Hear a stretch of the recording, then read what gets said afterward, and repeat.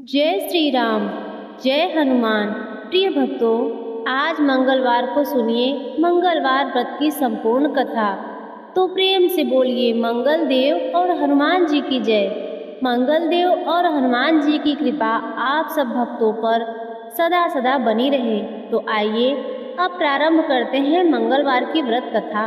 पौराणिक कथा के अनुसार एक बार नैमिषारण्य तीर्थ में 80,000 मुनि एकत्रित होकर पुराणों के ज्ञाता श्री सूत जी महाराज से पूछने लगे, हे महामुनि, आपने हमें अनेक पुराणों की कथाएं सुनाई है। अब आप कृपा करके हमें ऐसा व्रत और कथा बताएं जिससे करने से संतान की प्राप्ति हो तथा मनुष्यों को रोग शोक अग्नि सर्व दुख आदि का भय दूर हो, क्योंकि कलयुग में सभी जीवों की आयु बहुत कम है।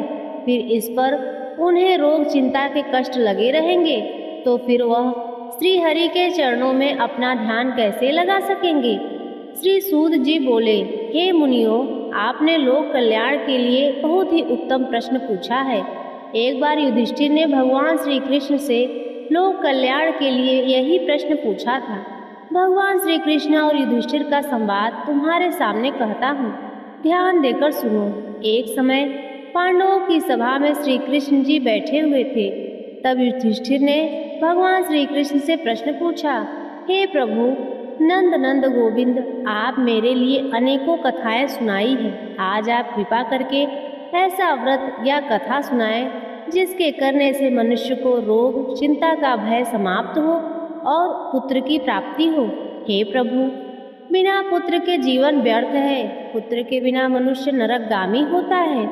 पुत्र के बिना मनुष्य पितृ ऋण से छुटकारा नहीं पा सकता और ना ही उसका पुण्यक नाम नरक से उद्धार हो सकता है। अतः पुत्रदायक व्रत बताएं। श्री कृष्ण भगवान बोले, हे राजन, मैं एक प्राचीन इतिहास सुनाता हूँ, आप उसे ध्यान पूर्वक सुनो। कुंडलपुर नामक एक नगर था। उसमें नंदा नामक एक ब्राह्मण रहता था। भगवान की कृपा से उसके पास सब कुछ था, फिर भी वह दुखी था। इसका कारण यह था कि ब्राह्मण की स्त्री सुनंदा की कोई संतान नहीं थी। सुनंदा पतिव्रता थी, भक्ति पूर्वक श्री हनुमान जी की आराधना करती थी। मंगलवार के दिन व्रत करके अंत में भोजन बनाकर हनुमान जी का भोग लगाने के बाद स्वयं भोजन करती थी।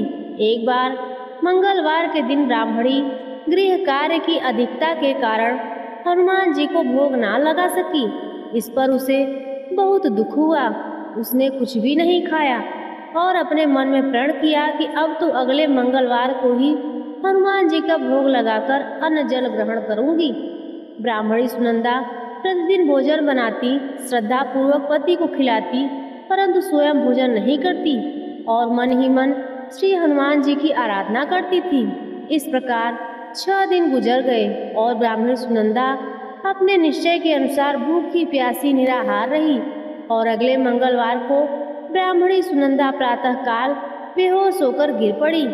ब्राह्मणी सुनंदा की असीम भक्ति के प्रभाव से श्री हनुमान जी बहुत प्रसन्न हुए और प्रकट होकर बोले, सुनंदा, मैं तेरी भक्ति से अति प्रसन्न हूँ, तू उठ और वर मांग। सुनंदा अपने आराध्य देव श्री हनुमान जी को देखकर आनंद की अधिकता से विवल हो गई। हनुमान जी के चरणों में गिरकर बोली, हे प्रभु, मेरी कोई संतान नहीं है, कृपा करके मुझे संतान प्राप्ति का आशीर्वाद दे, आपकी अति कृपा होगी। श्री महावीर जी बोले, तेरी इच्छा पूर्ण होगी, तेरी एक कन्या उत्पन्न होगी, उसके अष्टांग प्रतिदिन सोना दिया करेंगे। इस प्रकार कहकर श्री महावीर जी अंतर ध्यान हो गए। ब्राह्मणी सुनंदा बहुत हर्षित हुई और सभी समाचार अपने पति से कहा। ब्राह्मण देव कन्या का वरदान सुनकर कुछ दुखी हुए, परंतु सोना मिलने की बात सुनी तो बहुत प्रसन्न हुए और विचार किया कि ऐसी कन्या के साथ मेरी निर्धनता भी समाप्त हो जाएगी। श्री हनुमान जी की कृपा से वह ब्राह्मणी गर्भवती हुई और 10वें महीने उसे बहुत ही सुंदर पुत्री प्राप्त हुई। यह बच्ची अपने पिता के घर में ठीक उसी तरह बढ़ने लगी जिस प्रकार शुक्ल पक्ष का चंद्रमा बढ़ता है। 10वें दिन ब्राह्मण ने उस बालिका का नामकरण संस्कार कराया। उसके कुल पुरोहित ने उस बालिका का नाम रत्नावली रखा, क्योंकि यह कन्या सोना प्रदान किया करती थी। इस कन्या के पूर्व जन्म में ही बड़े ही विधान से मंगल देव का व्रत किया था। रत्नावली का अष्टांग बहुत सा सोना देता था। उस सोने से नंदा ब्राह्मण बहुत ही धनवान हो गया। अब ब्राह्मणी भी बहुत अभिमान करने लगी थी। समय बीतता रहा। अब रत्नावली 10 वर्ष की हो चुकी थी। एक दिन जब नंदा ब्राह्मण प्रसन्न चित्त था, तब सुनंदा ने अपने पति से कहा, देखिए स्वामी, मेरी पुत्री रत्नावली विवाह के योग्य हो गई है, इसलिए आप कोई सुंदर सा योग्य वर देखकर इसका विवाह कर दीजिए। यह सुनकर ब्राह्मण बोला, अभी तो रत्नावली बहुत छोटी है। तब ब्राह्मणी बोली, शास्त्रों की आज्ञा है कि कन्या 8वें वर्ष में गौरी, 9वें वर्ष में रोहिणी, 10 वर्ष में कन्या, इसके पश्चात रजस्वला हो जाती है। गौरी के दान से पाताल लोक की प्राप्ति होती है, रोहिणी के दान से वैकुंठ लोक की प्राप्ति होती है, कन्या के दान से इंद्रलोक में सुखों की प्राप्ति होती है। अगर हे पति देव रजस्वला का दान किया है तो घोर नरक की प्राप्ति होगी। इस पर ब्राह्मण बोला, अभी तो रत्नावली मात्र 10 वर्ष की है और मैंने तो 16 साल की कन्याओं के विवाह कराए हैं, अभी जल्दी क्या है। तब ब्राह्मणी सुनंदा बोली, आपको तो लोभ अधिक हो गया है। शास्त्रों में कहा गया है कि माता पिता और बड़ा भाई रजस्वला कन्या को देखते हैं तो वह अवश्य ही नरकगामी होते हैं। तब ब्राह्मण बोला, अच्छी बात है, कल मैं अवश्य ही योग्य वर की तलाश में अपना दूत भेजूंगा। दूसरे दिन ब्राह्मण ने अपने दूत को बुलाया और आज्ञा दी कि जैसी सुंदर मेरी कन्या है वैसा ही सुंदर उसके लिए वर तलाश करो। दूत अपने स्वामी की आज्ञा पाकर निकल पड़ा। एक नगर में उसने एक सुंदर लड़के को देखा। यह बालक एक ब्राह्मण परिवार का बहुत गुणवान पुत्र था। इसका नाम सोमेश्वर था। दूत ने इस सुंदर और गुणवान ब्राह्मण के पुत्र को अपने स्वामी को पूर्ण विवरण दिया। ब्राह्मण नंदा को भी सोमेश्वर अच्छा लगा और फिर शुभ मुहूर्त में विधि पूर्वक कन्यादान करके ब्राह्मण और ब्राह्मणी संतुष्ट हो गए। परंतु ब्राह्मण के मन में लोभ समाया हुआ था। उसने कन्यादान तो कर दिया, परंतु वह बहुत दुखी था। उसने विचार किया कि रत्नावली तो अब चली जाएगी और मुझे इससे जो सोना मिलता था वह अब भी नहीं मिलेगा। मेरे पास जो धन था कुछ ही दिनों में इसके विवाह में खर्च हो गया और जो शेष है वह भी कुछ दिनों के बाद समाप्त हो जाएगा। मैंने तो इसका विवाह करके बहुत बड़ी भूल कर दी है। अब कोई ऐसा उपाय हो कि रत्नावली मेरे घर में ही रहे, अपने ससुराल ना जाए। लोभ रूपी राक्षस ब्राह्मण के मस्तिष्क पर छाता रहा और रात भर अपनी शैया पर बेचैनी से करवट बदलते बदलते उसने बहुत ही क्रूर निर्णय लिया। उसने विचार किया कि जब रत्नावली को लेकर उसका पति सोमेश्वर अपने घर के लिए जाएगा तो वह मार्ग में छिपकर सोमेश्वर का वध कर देगा और अपनी लड़की को अपने घर ले आएगा, जिससे नियमित रूप से उसे सोना भी मिलता रहेगा और समाज का कोई मनुष्य उसे दोष भी नहीं दे सकता। प्रातः काल हुआ तो नंदा और सुनंदा ने अपने जमाई तथा लड़की को बहुत सारा धन देकर विदा किया। सोमेश्वर अपनी पत्नी रत्नावली को लेकर ससुराल में अपने घर की तरफ चल दिया। ब्राह्मण नंदा महालोभ के वशीभूत होकर अपनी मति खो चुका था। पाप और पुण्य का उसे विचार ही नहीं रहा। अपने भयानक और पूर्ण निर्णय को कार्य रूप देने के लिए उसने अपने दूत को मार्ग में अपने जमाई का वध करने के लिए भेज दिया, ताकि रत्नावली से प्राप्त होने वाला सोना उसे हमेशा मिलता रहे और वह कभी निर्धन ना हो। ब्राह्मण के दूत अपने स्वामी की आज्ञा पाकर उसके जमाई सोमेश्वर का मार्ग में ही वध कर दिया। समाचार पाकर ब्राह्मण नंदा मार्ग में पहुंचा और रुदन करती हुई अपनी पुत्री रत्नावली से बोला, हे पुत्री, मार्ग में लुटेरों ने तेरे पति का वध कर दिया है। भगवान की इच्छा के आगे किसी का वश नहीं चलता। अब तू घर चल, वहाँ पर ही रहकर शेष जीवन व्यतीत करना। जो भाग्य में लिखा है वही होगा। अपने पति की अकाल मृत्यु से रत्नावली बहुत दुखी हुई और रुदन करते हुए अपने पिता से बोली, हे पिताजी, इस संसार में जिस स्त्री का पति नहीं है उसका जीना व्यर्थ है। मैं अपने पति के साथ ही अपने शरीर को जला दूंगी और सती होकर अपने इस जन्म को माता पिता के नाम को तथा सास ससुर के यश को सार्थक करूंगी। ब्राह्मण नंदा अपनी पुत्री रत्नावली के वचनों को सुनकर बहुत दुखी हुआ और वह विचार करने लगा, मैंने व्यर्थ में ही जमाई का वध करके पाप अपने सर पे लिया। रत्नावली तो उसके पीछे अपने प्राण तक देने को तैयार है। मेरा तो दोनों तरफ से मरण हो गया। धन तो अब मिलेगा नहीं और जमाई वध के पाप के फलस्वरूप यम यातना भी भुगतनी पड़ेगी। यह सोचकर वह बहुत दुखी था। सोमेश्वर की चिता बनाई गई। रत्नावली सती होने की इच्छा से अपने पति का सिर अपनी गोद में रखकर चिता में बैठ गई।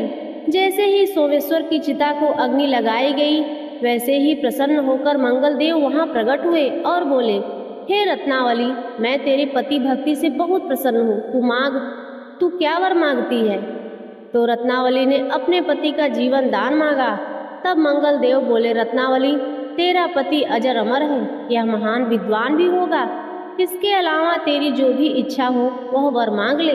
रत्नावली बोली, हे ग्रहों के स्वामी, यदि आप मुझ पर प्रसन्न हैं तो मुझे यह वरदान दीजिए कि जो भी मनुष्य मंगलवार के दिन प्रातः काल लाल पुष्प लाल चंदन से पूजा करके आपका स्मरण करे, उसको रोग व्याधि ना हो, स्वजनों का कभी वियोग ना हो, सर्प अग्नि तथा शत्रुओं का भय ना हो। जो स्त्री मंगलवार का व्रत करे वह कभी विधवा ना हो। मंगलदेव तथास्तु कहकर अंतर्ध्यान हो गए तथा सोमेश्वर मंगलदेव की कृपा से जीवित हो उठे और रत्नावली अपने पति को पुनः प्राप्त कर बहुत प्रसन्न हुई और मंगलदेव का व्रत प्रत्येक मंगलवार को करके व्रतराज और मंगलदेव की कृपा से इस लोक में सुख ऐश्वर्य को भोगते हुए अंत में अपने पति के साथ स्वर्गलोक में गई। प्रेम से बोलिए हनुमान जी की जय। प्रिय भक्तों, अब आइए सुनते हैं राम नाम की महिमा। लंकापति रावण के वध के बाद अयोध्यापति प्रभु श्री राम की कीर्ति दूर दूर तक फैल रही थी। वह मर्यादा पुरुषोत्तम कहलाने लगे। तब एक दिन महादेव की इच्छा भी मर्यादा पुरुषोत्तम श्री राम से मिलने की हुई। पार्वती जी को साथ लेकर महादेव कैलाश पर्वत से उतरकर अयोध्या नगरी के राज रास्ते पर चल पड़े। भगवान शिव और माँ पार्वती को अयोध्या आया देखकर राम जी बहुत खुश हुए। माता जानकी ने उनका उचित आदर सत्कार किया और स्वयं भोजन बनाने के लिए रसोई में चली गई। इस बीच भगवान शिव ने श्री राम से पूछा, आपके सेवक हनुमान जी दिखाई नहीं पड़ रहे हैं? तब श्री राम जी बोले कि वे बगीचे में हैं। शिव जी ने श्री राम जी से बगीचे में जाने की अनुमति मांगी और माता पार्वती जी का हाथ थामकर बगीचे में आ गए। बगीचे की खूबसूरती देखकर उनका मन मोहित हो गया। आम के एक घने वृक्ष के नीचे हनुमान जी दीन दुखियों से बेखबर गहरी नींद में सोए हुए थे। एक लय में खर्राटे से राम नाम की ध्वनि उठ रही थी। चकित होकर शिव जी और माता पार्वती एक दूसरे की ओर देखने लगे। माता पार्वती मुस्कुरा उठी और वृक्ष की डालियों की ओर इशारा किया। राम नाम सुनकर पेड़ की डालियां भी झूमने लगी थी और इनके बीच से श्री राम नाम उच्चारित हो रहा था। शिव जी इस राम नाम की धुन में मस्त मगन होकर खुद भी राम राम कहकर नाचने लगे। माता पार्वती जी ने भी अपने पति का अनुसरण किया और अपने कोमल पैर थिरकाने लगी। शिव जी और माता पार्वती जी के नृत्य में एक ऐसी झंकार उठी कि स्वर्गलोक के देवतागण भी आकर्षित होकर बगीचे में आ गए और राम नाम की धुन में सभी मस्त हो गए। माता जानकी भोजन तैयार करके प्रतीक्षा करने लगी, परंतु संध्या होने पर भी अतिथि नहीं पधारे। तब अपने देवर लक्ष्मण जी को बगीचे में भेजा। लक्ष्मण जी तो स्वयं श्री राम जी के सेवक ही मानते थे, अतः बगीचे में आकर जब उन्होंने धरती पर स्वर्ग का नजारा देखा तो खुद भी राम नाम की धुन में झूम उठे। महल में माता जानकी परेशान हो रही थी कि अभी तक भोजन ग्रहण करने कोई भी क्यों नहीं आया। तब उन्होंने श्री राम जी से कहा कि भोजन ठंडा हो रहा है, चलिए हम ही जाकर बगीचे में सभी को लेकर आए। जब राम जी बगीचे में गए तो वहाँ राम नाम की धूम मची थी। हनुमान जी गहरी नींद में सोए हुए थे और उनके खर्राटों में अभी भी राम नाम निकल रहा था। श्री राम भाव विभोर हो उठे। राम जी ने हनुमान जी को नींद से जगाया और प्रेम से उनकी तरफ निहारने लगे। हनुमान जी प्रभु को आया देख शीघ्रता से उठ खड़े हुए। नृत्य की सभा भंग हो गई। शिव जी खुले कंठ से हनुमान जी के राम भक्ति की सराहना करने लगे। हनुमान जी सकुचाए लेकिन मन ही मन बहुत खुश थे। श्री सिया राम के भोजन करने के आग्रह भगवान शिव जी ने किया। सभी लोग महल में भोजन करने के लिए चल पड़े। माता जानकी भोजन परोसने लगी। हनुमान जी को भी श्री राम की पंक्ति में बैठने का आदेश दिया।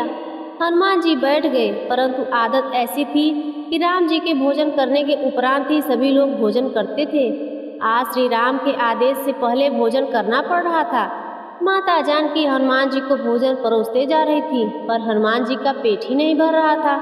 सीता जी कुछ समय तो उन्हें भोजन परोस रही थी, फिर समझ गई कि इस तरह तो हनुमान जी का पेट नहीं भरेगा।